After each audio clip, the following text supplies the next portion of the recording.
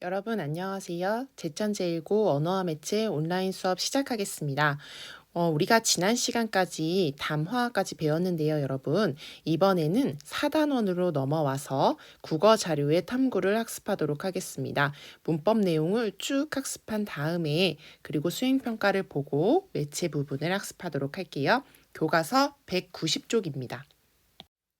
190쪽에 보면 발견하기라고 해서 1907년 만세보에 실린 광고가 나와 있습니다. 여기에 나와 보면 여러분 여기 용표와 꽃표 보이는 부분 있죠? 이 부분을 보고 오늘날 국어의 모습과 다른 점이 무엇인지 한번 생각해 보세요. 네, 여러분 찾아보았나요? 그러면 선생님과 함께 하나하나 살펴보도록 할게요. 룡표와 꽃표와 이거 뭐라고 읽어야 될지 모르겠네요. 이런 표는 세상의 제일 물감이래요. 보니까 물감을 광고하고 있네요. 그럼 이 물감에 대해서 어떻게 광고하고 있는지 같이 볼게요. 이 물감은 빛도 곱고 드리기도 쉬운 상등 물감이니 사다 드려 보시오. 이 물감은 빨아도 빠지지 않고 빨아도 뭐가 빠지지 않나 봐요. 뭐가 빠지지 않는 건가 봐요. 벗지도 아니하는 참 좋은 물감이요. 자, 여러분, 여기에서 보면 여러 가지 특징을 알 수 있죠? 먼저 이 룡표를 보면 지금으로 따지면 용표라고 하겠죠, 여러분. 그러니까 우리 두음 법칙. 우리가 맨 처음에 오는 말에는 첫 음절에 리을과 니은이 오는 걸 꺼려 하잖아요. 지금 이야 여요 유 그러니까 이를 포함하고 있는 이중모음 앞에 리을이 오고 있으니까 현대 국어로 오면 이응으로 바뀌어야겠죠. 그래서 두음 법칙이 적용되지 않고 있다는 걸 알 수 있습니다. 그리고 여기 꽃표를 한번 봐볼게요, 여러분. 시옷 기억이라는 겹자음이 쓰였는데요. 지금 이러한 겹자음이 현대 국어에는 쓰이지 않는 형태임을 알 수 있습니다. 그리고 여기 보면 아래아가 사용되었죠. 모음 역시도 지금 쓰고 있지 않은 모음이 있다는 걸 알 수 있어요. 세상에 제일 물감. 여러분 여기 보면 제일이란 말이 있는데요. 이거는 지금 현대 국어로 따지면 제일이라는 말이에요. 우리가 근대 국어에는 여러분 형태소 내부에서도 국외음화가 일어났었는데요. 이것은 지금 국외음화가 일어나기 전입니다.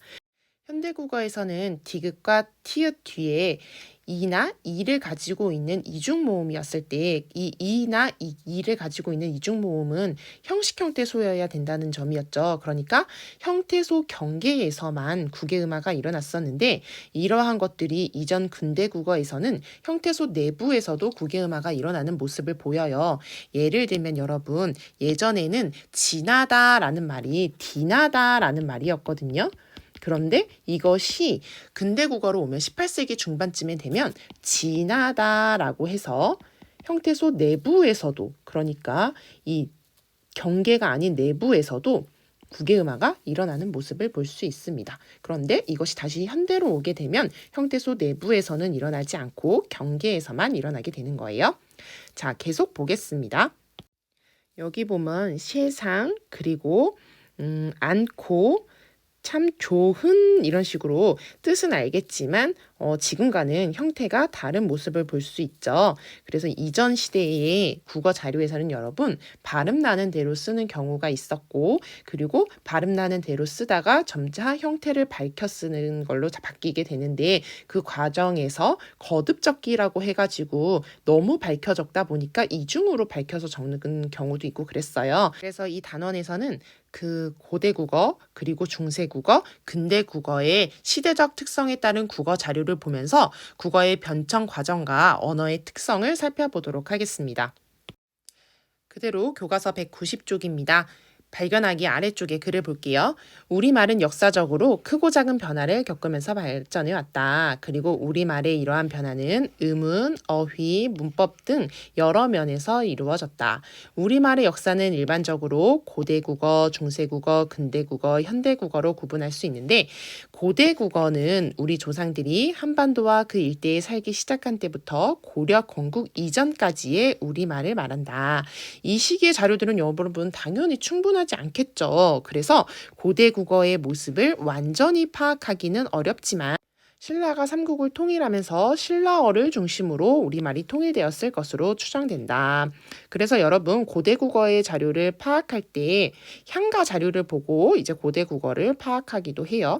고려가 건국되면서 언어의 중심지가 개성으로 옮겨갔는데 이때부터 16세기 말까지의 우리말을 중세국어라고 합니다.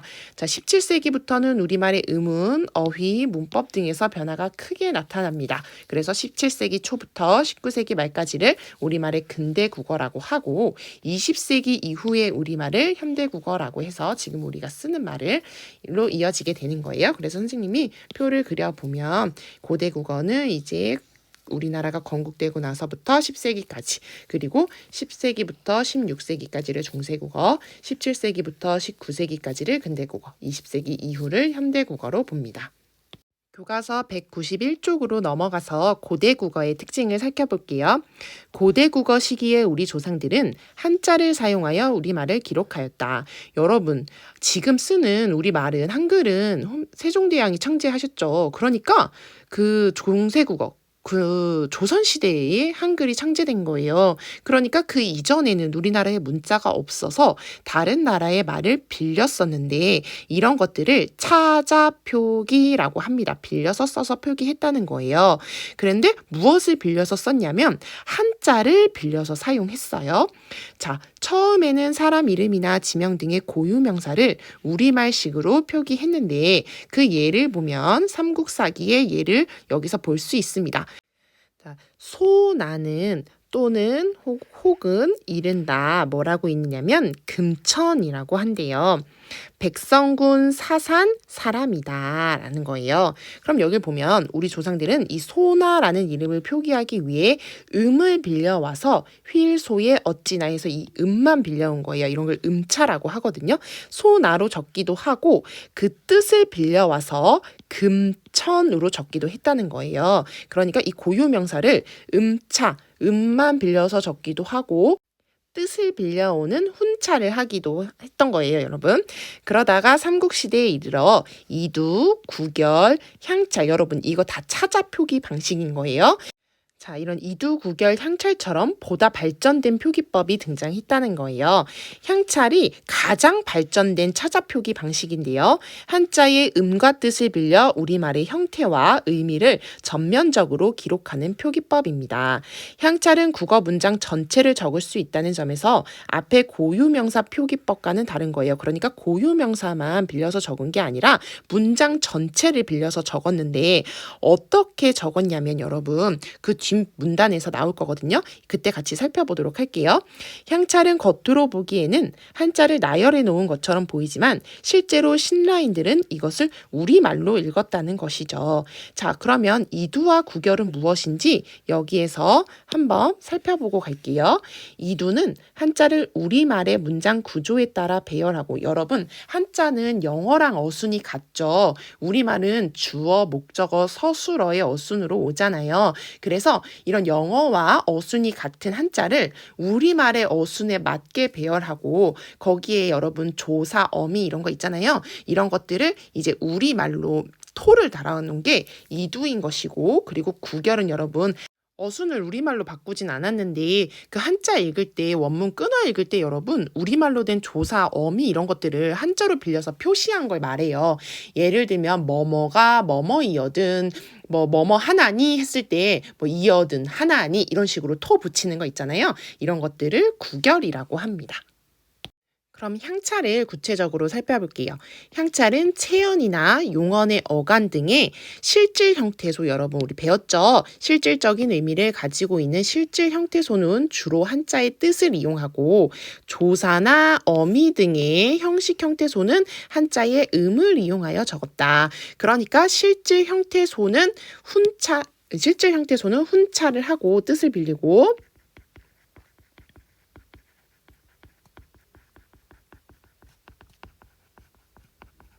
그리고 형식 형태소는 조사, 어미, 접사 이런 거 있잖아요.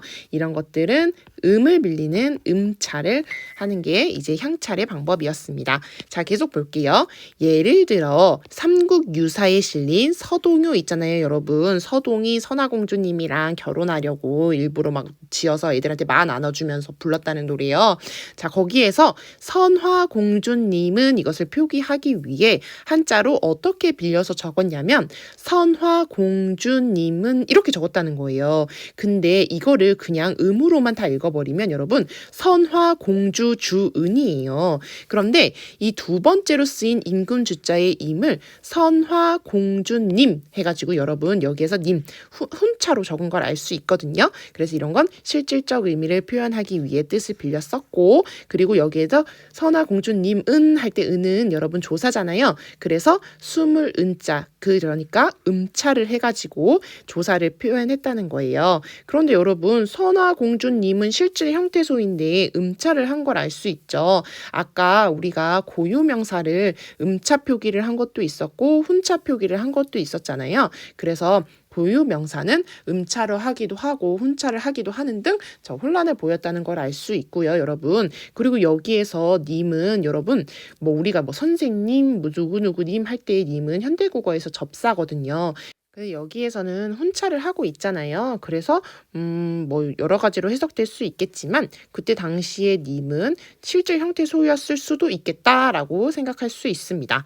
자, 이거 외에도 고대 국어의 특징이 무엇이 있는지 살펴보겠습니다. 자, 표기에서는 한자의 음과 뜻을 빌려서 우리말을 표기했다. 그래서 차자 표기 방식인 이두, 구결, 향차를 보았습니다. 의문에서는 예사소리와 거센소리의 두 계열이 존재했지만 된소리는 아직 발달하지 않은 것으로 짐작된대요. 여러분, 이때 당시의 자료를 지금 현대 국어 학자들이 이때 당시에 이렇게 불렀을 거야, 이렇게 표현했을 거야, 이건 없었을 거야 라고 추측하는 것이기 때문에 명확하지가 않아요, 여러분. 그래서 향차를 해석할 때도 여기 보면 주로 한자의 뜻을 이용하고 이렇게 나오잖아요, 여러분. 그러니까 그렇지 않은 것들도 있었기 때문에 우리가 나중에 학습활동 가서도 분명 이것은 그 형식 형태 소인데 훈차로 한 것들이 있거든요. 그래서 통계적으로 봤을 때 뭐 실질 형태소는 주로 한자의 뜻을 이용하고 형식 형태소는 음을 이용했다. 이런 식으로 그냥 우리가 해석하고 배우는 것입니다. 자, 계속 이어서 볼게요. 문법에서는 주격조사로 이만 쓰였대요. 그러니까 아직 가는 쓰이지 않은 거예요. 어휘면에서는 점차 한자어가 늘어났으나 지금보다는 고유어가 많이 쓰였습니다. 다음으로 교과서 192쪽으로 넘어가서 중세국어에 대해서 살펴보겠습니다. 훈민정음 창제 이전의 중세국어는 자료가 부족해서 그 모습을 파악하는 데 한계가 있지만 1443년에 훈민정음이 창제된 이후에는 훈민정음으로 기록된 자료를 통해서 그 모습을 비교적 구체적으로 파악할 수 있습니다. 우문적 측면에서 보면 여러분 이 시기에는 순경음, 비읍, 반치음, 여린 히읗 등의 자음이 존재했어요. 얘네들의 이름을 뭐라고 하냐면요. 얘는 순경음, 비읍. 입술 가벼운 소리에서 나는 비읍이라는 거고, 얘는 반치음. 치음은 여러분 입소리라는 건데 반만 입소리가 난다는 거예요. 그리고 얘는 여린 히읗이라고 부릅니다. 자, 계속 보겠습니다. 이러한 자음이 존재했지만 다만 순경음 비읍은 훈민정음 창제 직후에 소멸되었고, 그리고 또 모음 아래아가 있어서 얘네들은 자음이에요, 여러분. 모음은 아래아가 있어서 현대 국어보다 모음 조화가 비교적 잘 지켜졌다. 여러분, 모음 조화라는 건 양성 모음은 양성 모음끼리, 음성 모음은 음성 모음끼리 어울리려는 거예요. 여기에서 양성 모음은 무엇이 있었냐면요. 양성 모음은 아래야, 그리고 오, 아, 요, 야 이런 애들을 양성 모음이라고 하고, 음성 모음은 반대로 으, 우, 어, 유, 여가 음성 모음이었어요. 그리고 중성 모음도 있었는데요, 여러분. 중성 모음은 이가 있었습니다. 자, 그래서 양성 모음은 양성 모음끼리, 음성 모음은 음성 모음끼리 어울리려는 성질이 이러한 모음 조화 이런 것들이 모음조화인데 그 모음조화가 현대국어에서는 좀 파괴되는 면이 있는데 이때는 잘 지켜졌습니다. 자, 현대국어와 달리 음절 첫머리에 비읍, 디귿, 비읍, 시읍, 시옷, 기역 이런 걸 여러분 어두자음군이라고 해요. 그래서 이런 어두자음군이 올 수 있었는데 우리 현대국어에서는 여러분 그 음절 첫머리랑 그리고 받침에도 2개 이상의 자음이 오지 못하죠. 근데 중세국어에서는 음절 첫머리에 어두자음군이 올 수 있었고 이런 것들이 둘 다 발음되었던 것으로 이제 파악하고 있습니다. 이들은 근대국어 시기에 대부분 된소리로 바뀌었다. 그리고 여러분 삽, 짭, 잡과 같은 선어말 어미를 이용하여 객체 높임을 표현하였고 여러분 우리가 높임법 배울 때 높임을 표현하는 선어말 어미는 주체 높임 선어말 어미밖에 없다고 했죠. 그리고 객체 높임을 표현할 때는 부사격조사 에게를 깨로 바꾸거나 아니면 높임의 어휘를 사용하는 방법밖에 없다고 했습니다. 그런데 이때 중세국어에서는 삽잡잡과 같이 이제 선어말 어미를 이용하여 객체 높임을 표현할 수 있었습니다. 그리고 이 시기까지도 주격조사가 아직까지도 이만 쓰이고 있습니다. 자, 용비어천가의 예문을 보면서 중세국어의 특징을 같이 살펴보도록 하겠습니다. 불휘, 여기서 불휘는 여러분 현대국어에서 뿌리를 말하는 거예요. 뿌리가 깊은 나무는 바람의 안이 움직임으로 꽃 좋고 여름 하나니 여러분 중세국어에서 하다라는 말은 많다라는 뜻이었습니다. 꽃이 좋고 열매 여러분 이거는 열매예요. 열매가 많대요, 여러분. 자, 그럼 여기에서만 봐도 중세국어의 특징을 알 수 있죠. 여러분, 깊은은 원래 깊은이라고 써야 되잖아요. 그런데 깊은이라고 쓴 걸 통해서 중세국어가 소리 나는 대로 썼다. 즉 이거를 음소적 표기법이라고도 하고 여기에서 보이는 특징은 이어적기거든요, 여러분. 그래서 이거는 연철, 이어적기 표기법에서 이어적기의 특징을 보이고 있습니다. 자, 그리고 계속 보겠습니다. 남간, 이건 나무는 바람에, 여기서도 바람인데 지금 이어적기 한 걸 볼 수 있죠. 아니 멜세 움직임으로 꽃 좋고 여름 하나니 여러분 꽃이잖아요. 근데 곳이라고 쓰고 있습니다. 이건 중세국어의 그 꽃의 표기가 곧이었는데요, 여러분. 뒤에 가면 배울 거지만 중세국어에서는 받침을 8가지로밖에 쓸 수가 없었어요. 현대국어에는 7개로 쓰잖아요. 가느다란 물방울. 근데 중세국어에서는 여기에 하나가 더 덧붙는데요. 시옷을 더 적을 수 있었어요. 그런데 여기 보면 얘는 받침이 지읒이죠. 그래서 얘는 중세국어에 따르면 시옷 또는 디귿으로 바꿔서 적혀야 됐지만 지읒이 그대로 쓰이고 있다는 점에서 우리가 뒤에 배울 팔종성 표기법에는 어긋나는 표기법을 보여준다. 그래서 이거는 예외에 해당하는 모습이에요, 여러분. 자, 이어서 보면 교코 여기 부분을 통해서 이거 좋코거든요. 근데 꽃이 좋코라는 뜻인데 여기 보면 교코잖아요, 여러분. 그래서 현대국어에서는 좋코죠, 여러분. 근데 교코라고 나타나는 걸 통해서 아직까지도 형태소 내부에서의 국외음화가 일어나지 않고 있다는 걸 알 수 있습니다. 우리가 앞서 보았을 때 형태소 내부에서 일어나는 국외음화 근대국어에서부터 나타난다고 했죠. 그래서 아직 나타나지 않고 있는 거예요. 자, 그럼 여기 예문 밑에 글을 보겠습니다. 훈민정음 창제 직후 간행된 용비어천가를 살펴보면 여러분 용비어천가는 훈민정음으로 쓴 최초의 작품이에요. 자, 띄어쓰기를 하지 않았고 그래서 여러분 중세국어에서는 띄어쓰기가 이루어지지 않거든요. 글자 왼쪽에 방점을 찍어 소리의 높낮이를 나타냈다. 이런 걸 뭐라고 하냐면요, 여러분.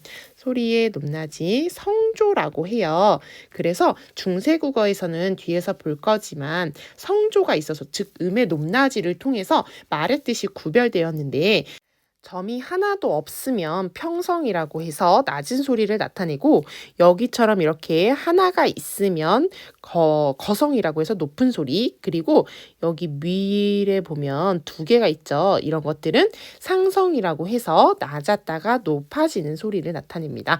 이처럼 방점을 찍어서 소리의 높낮이를 나타냈고 이것을 통해 말의 뜻이 구별됐기 때문에 중세국어에서는 성조 역시 이제 의문의 역할을 했습니다. 계속 보겠습니다. 깊은 바람에에서 원형을 밝히지 않고 소리 나는 대로 적는 이어적기 여러분 연철했다고 했죠.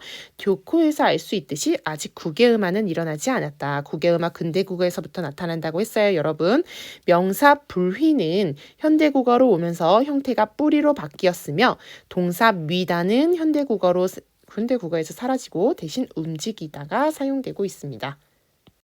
중세국어의 특징을 하나하나 같이 살펴볼게요. 표기를 먼저 보면 소리 나는 대로 적는 경향이 강했고 그래서 여러분 이어적기 한다고 했잖아요. 그런 걸 연철 표기라고 해요.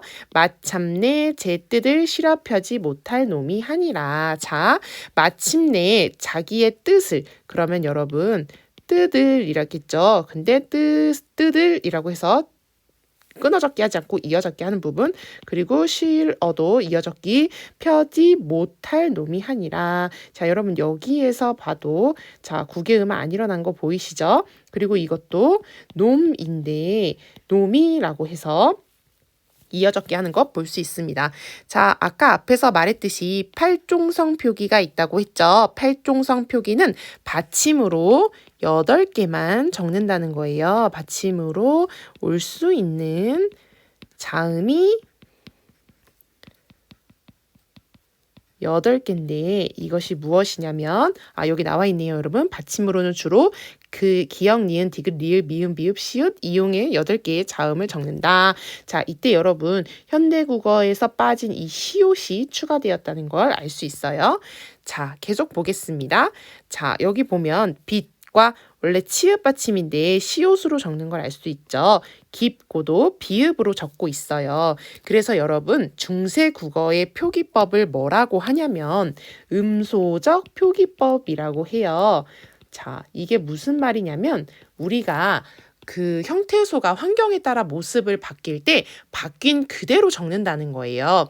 근데 우리 현대국어에서는 그렇지 않잖아요, 여러분. 발음 나는 대로 적는 것도 있고 그렇지 않는 형태를 밝혀 적는 것도 있죠. 그런데 중세국어에서는 이렇듯이 음소적 표기법, 즉 발음 나는 대로 표기하는 것을 볼 수 있습니다. 즉 형태소가 환경에 따라 모습을 바뀔 때 그 바뀐 형태대로 적는다는 거예요. 근데 아까 우리가 그 용비어천가 자료에서 곧 봤을 때는 여러분 지읒 받침이 온다고 했었죠. 곧 교코 했을 때. 그러니까 팔종성 표기에 예외도 있었는데 이런 건 그냥 말 그대로 예외로 보면 됩니다. 대체적으로 이렇게 음소적 표기가 일어나고 있었어요.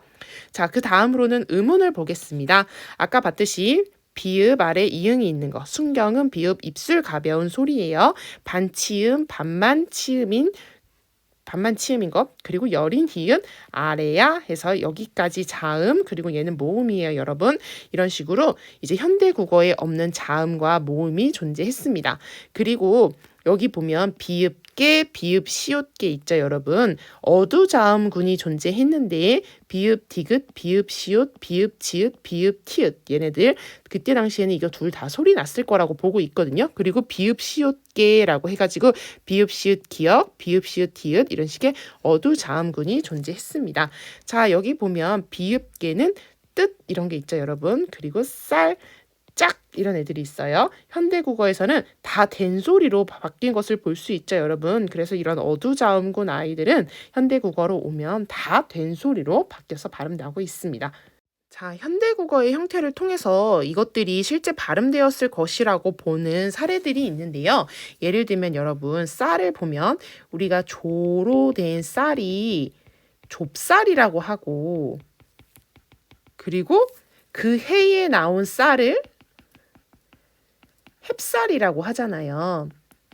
여기에서 이 비읍이 어디에서 나왔냐 했을 때 이때 당시 중세국어에서의 이 비읍이 여기 밑에 남아있는 거다라고 봐서 이 어두자음군이 다 발음되었을 것이다 라고 보기도 합니다. 자, 그리고 비읍 시읒 때 걔는 어떤 예시가 있냐면 우리가 경상방언에서 젖대를 이때 그때 저때 할 때 저때를 접대라고 하거든요, 여러분. 그래서 이런 방언을 통해서 여기에 있는 비읍도 어두자음근의 비읍이 흔적으로 남아 있는 것이다 라고 봐서 이때 어두자음근은 다 발음되었을 것으로 보고 있습니다. 이어서 계속 보겠습니다. 자, 모음조화가 현대국어보다 잘 지켜졌고 밑에서 모음조화 볼게요. 양성모음 아까 봤죠? 여기서 요, 야 아까 거기서 빠진 거예요. 아래야, 오, 오, 아, 그리고 요, 야 이런 애들 양성모음이고요. 이런 것을 가진 애들은 양성모음을 가진 것끼리 음성모음은 으, 우, 유, 여도 추가하면 돼요, 여러분. 이런 음성모음을 가진 것은 음성모음을 가진 것끼리 어울리는 걸 모음조화라고 합니다. 그런데 이런 것들이 그 중세국어에 더 잘 지켜졌다는 거, 그리고 단 중성모음이는 어느 것과도 연결될 수 있었어요. 자, 계속 이번엔 성조를 볼게요. 성조가 방점으로 표기되다가 사라졌습니다. 15세기에 소리의 장단 대신 소리의 고절을 이용해서 단어의 뜻을 구분했는데 성조는 크게 평성, 거성, 상성의 세 종류가 있었어요. 평성은 낮은 소리, 거성은 높은 소리, 상성은 처음엔 낮았다가 그 다음에 높아지는 소리. 자, 예를 볼게요. 점이 아무것도 없죠. 이런 소는 평성, 낮은 소리로 이 손님을 나타냈고, 그리고 점이 하나가 있으면 높은 소리로 이제 그 사람의 손을 나타냈어요. 그리고 여러분 한 말, 두 말 할 때 그 곡식을 세는 단위 있잖아요.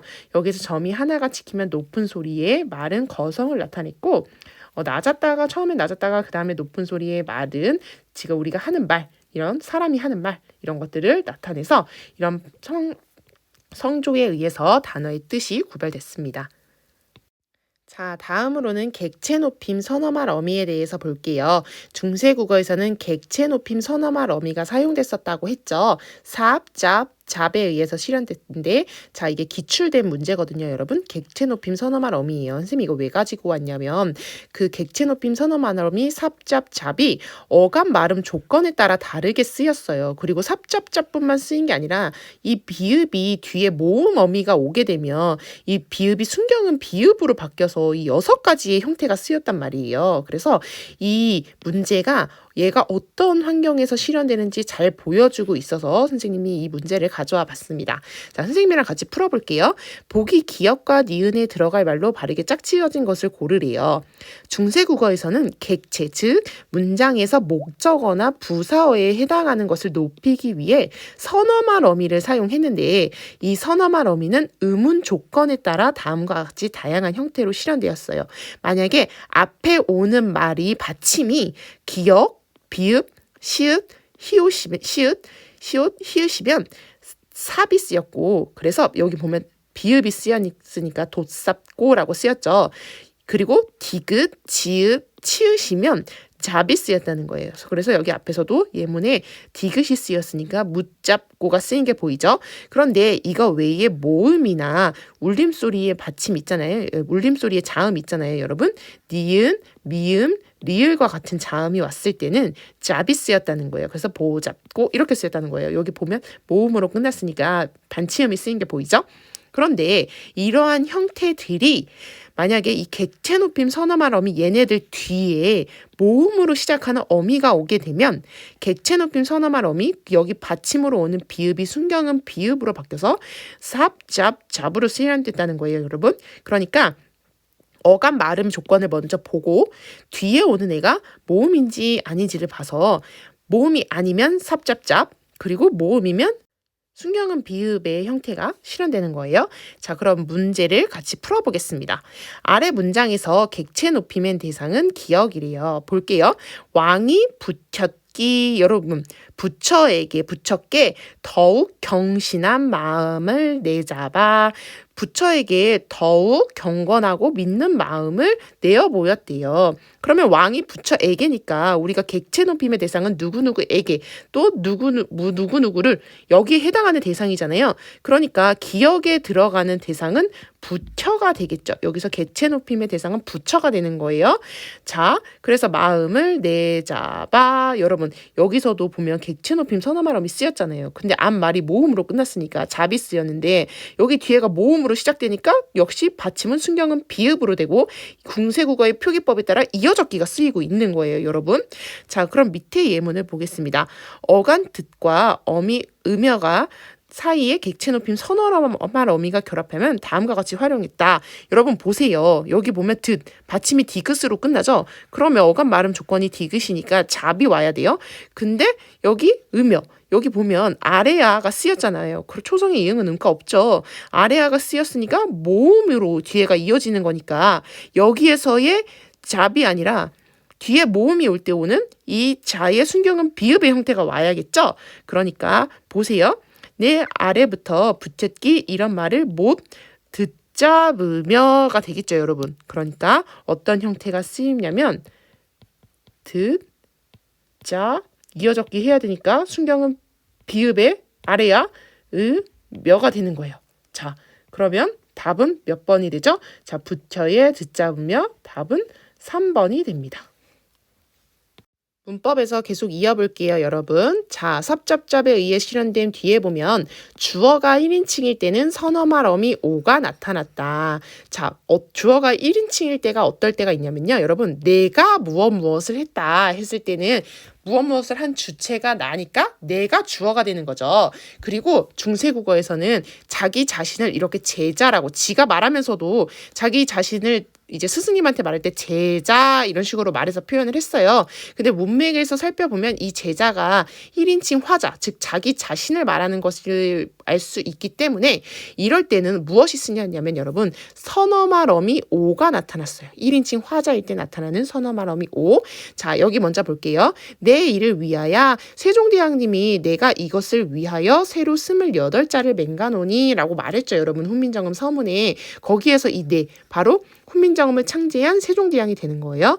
내가 이를 위해서 28자를 맹가노니 여러분 중세국어에서 만들다의 뜻은 맹갈다였어요. 그런데 여기 맹갈에 나, 오, 니라고 해가지고 여기 오, 이 오를 통해 자기 자신 1인칭 선어말 어미 오가 쓰였다는 걸 알 수 있는데 이 나랑 오가 합쳐지면 뭐가 되냐면 노가 된 거예요, 여러분. 그래서 좀 어렵죠, 여러분. 그래도 무엇만 기억하면 되냐면 1인칭일 때는 선어말 어미 오가 쓰였구나 라는 걸 알면 돼요, 여러분. 자, 밑에 예를 볼게요. 제자는 이 이치를 아디 못하니 제자는 이 이치를 알지 못한다는 거예요. 여기서 이 제자가 스승님한테 제자는 이 이치를 알지 못하겠습니다 라고 말하는 거거든요, 여러분. 여기에서 못하오니에 여기서 오가 쓰여서 이 하랑 오가 쓰여서 호가 된 거예요, 여러분. 그래서 1인칭일 때는 화자가 1인칭일 때는 그 주어가 1인칭으로 나타날 때 선어말 어미 오가 나타난다라는 걸 알 수 있습니다.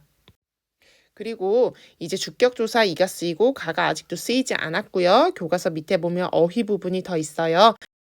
한자어와 고유어의 경쟁이 계속됐고 그리고 몽골어 등에도 어휘가 차용되기도 했다는 거 알 수 있습니다. 다음으로 이제 근대국어를 보겠습니다, 여러분. 교과서 193쪽입니다. 근대국어 시기에 이르면 우리말은 현대국어와 가까운 모습을 보이게 된다. 한글 사용의 범위가 점차 확대되어 일상생활을 담은 편지글, 소설이나 수필 등의 창작에 널리 사용되었다. 한글이 창제된 직후에는요, 여러분, 한글이 많이 쓰이지 않았어요. 한글이 많이 무시받기도 하고 그랬거든요. 그래서 그냥 안여자들만 쓰거나 했었는데 이런 한글의 사용 범위가 점차 확대돼서 이러한 창작에 널리 사용되었다는 거예요. 그리고 한문을 섞어 쓰는 국한문 혼용 방식과 한글로만 표기하는 방식도 함께 쓰였습니다. 자, 여기 의유당 관북 유람일기를 보면 우유당이 이제 관북을 유람하면서 쓴 건데 여기에서는 일출을 봤을 때의 그 장면을 그려내고 있어요. 같이 볼게요. 우유당이 처음에 갔을 때는 이제 일출을 보러 갔을 때 일출을 못 볼까 봐 되게 노심초사했단 말이에요. 그런데 홍색이 거룩하야 붉은 기운이 하늘을 뛰노더니 여러분 해가 뜨기 전에 그 붉은 기운이 막 있잖아요. 그 부분을 묘사한 거예요. 이랑이 소리를 높이 하야 나를 이제 불러줘 기밑을 보라 외건을. 그러니까 여기에서 이제 자기 그 밑에 아이가 자기한테 자기를 막 부르면서 저기 물밑을 보라고 물밑을 보라 외건을 말을 했대요. 급히 눈을 들어보니 그래서 급히 눈을 들어서 보니까 물밑 홍운을 해왔고 이제 물 밑에 이제 홍운을 헤치고 붉은 그 구름을 헤치고 큰 시로리 같은 줄이 붉기 더욱 기이하며 큰 시로라기 같은 그 줄이 붉기가 더욱 기이하게 하며 그 기운이 진홍 같은 것이 차차 나와서 차차 나 손바닥 너비 같은 것이 금은밤에 보는 숯불빛 같더라라고 표현하고 있습니다. 자, 여기에 보면 다양한 표기법의 특징이 보이는데요. 여기 보면 홍색이 거룩하야. 여러분 홍색이 이게 이전 내였으면 이 기억이 여기가 있었겠죠. 이어적기 했을 텐데 끊어적기 하고 있는 거 보이고 있어요. 그리고 물밑을 보면 여기 보면 여러분 물밑을이라고 해야 되는데 끊어적기 해야 되는데 칠이라고 하는 거 보면 이렇게 여기에도 받침을 적고 여기에서도 한 번 더 적는 거듭적기의 형태를 보이고 있다는 걸 알 수 있습니다. 이런 것들을 중철이라고 해요. 여러분 끊어적기 하려다 보니까 두 번이나 적게 되는 거듭적기의 형태를 보이는 거예요. 그리고 이 시기에서는 여러분 모음 조화가 조금씩 파괴되는 걸 볼 수 있거든요. 하늘을 뛰노더니 자 여기 보면 원래 하날 여기에서 이 아래아가 양성 모음이니까 이 을 역시 그 아래아가 쓰인 얘가 쓰여야 되는데 을이 쓰인 음성 모음이 쓰인 걸 통해서 모음 조화가 점차 파괴되고 있다는 걸 볼 수 있습니다. 교과서 아래에 있는 그 글을 통해서 같이 살펴볼게요. 18세기에 쓰인 의유당 관북 유람일기를 보면 홍색이 거룩하야에서와 같이 이제 단어의 원형을 밝히는 끊어적기 사용되었고요. 물밑을과 같은 거듭적기도 사용되었다. 이를 통해 이 시기가 이어적기에서 이제 끊어적기로 넘어가는 과도기였음을 알 수 있다고 했어요. 자, 여기 옆에 볼게요. 여러분 표기법의 종류. 이어적기 연철 우리 중세국어에서 봤었죠. 한 음절의 종성을 다음 자의 초성으로 이어 적는 거예요. 우리가 그 현대국어에서 배울 때 연음된다고 하는 거 있죠, 여러분? 그 연음을 그대로 이제 적은 거예요. 자, 그래서 이어 적기 한 음절의 종성을 다음 자의 초성으로 내려 쓴다. 깊은인데 깊은이라고 적은 거. 깊은인데 이거를 여기로 옮겨서 깊은이라고 그대로 적은 거 이런 게 이어적기 연철이고요. 끊어적기는 형태를 밝혀 적는 거 현대국어와 같은 모습 이런 걸 말하는 거고 거듭적기는 받침을 한 번 더 쓴 거예요. 여러분 중철 종성 뒤 모음에 다시 붙여 쓰는 거 깊은인데 이거를 끊어적기 하려다 보니까 얘는 받침으로는 8개밖에 못 온다고 했죠. 여러분 근데 이제 근대국어에 오면 이제 7개만 적거든요.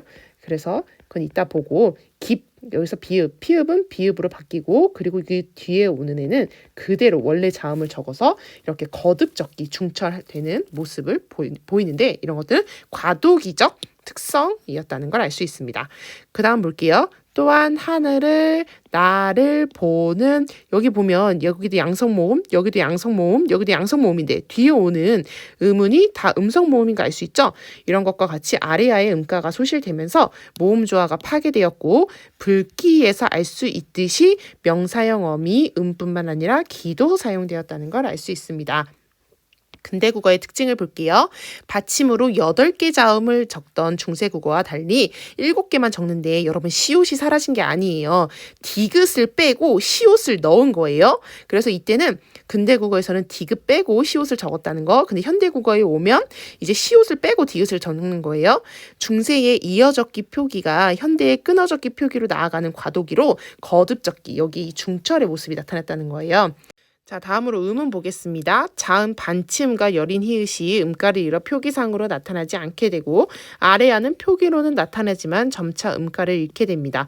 그리고 국외음화가 일어나기 시작하는 거예요, 여러분. 그래서 그 음절 그 한 형태소 내부에서도 국외음화가 그때 근대국어에서 일어난다고 했었죠, 여러분.